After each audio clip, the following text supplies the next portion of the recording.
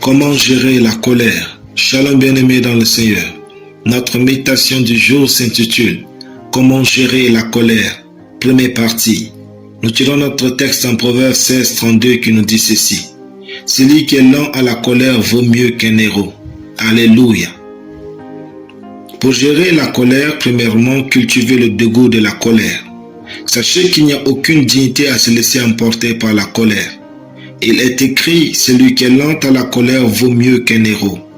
Les vrais héros ne sont pas dans les films, mais dans la vie de tous les jours. Ce sont ceux qui se surpassent pour rester fidèles à leurs valeurs. Ceux qui font l'effort de devenir meilleurs et de vivre une vie pleine de sens. Parmi eux se trouvent ceux qui sont lents à la colère. Il est aussi écrit, l'homme qui a de la sagesse est lent à la colère, et il met sa gloire à oublier les offenses. Proverbe 19, 11.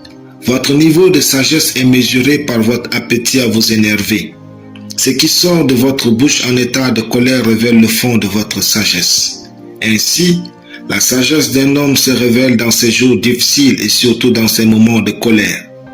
La véritable force de l'homme ne réside pas dans sa colère mais dans sa patience face à celle-ci. Deuxièmement, faites du silence votre allié. En période de colère, le silence est primordial.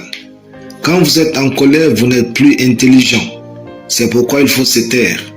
Votre intelligence dans ce moment-là réside dans le silence. Il est d'ailleurs écrit, l'homme qui a de l'intelligence se tait.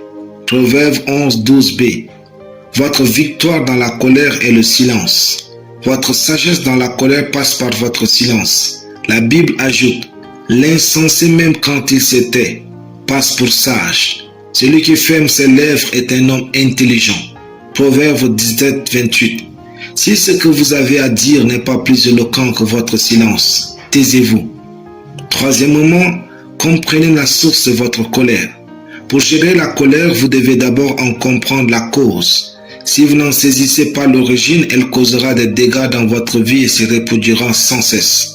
Alors, est-ce un événement récurrent qui met en colère une personne, un résultat, un mot, un geste ou un souvenir du passé qui vous blesse et vous met en colère?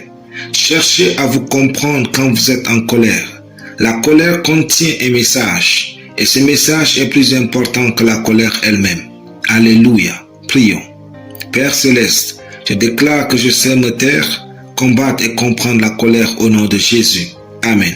La lecture biblique en une année, Luc 19 à Luc 12. Soyez bénis, c'était le pain du ciel.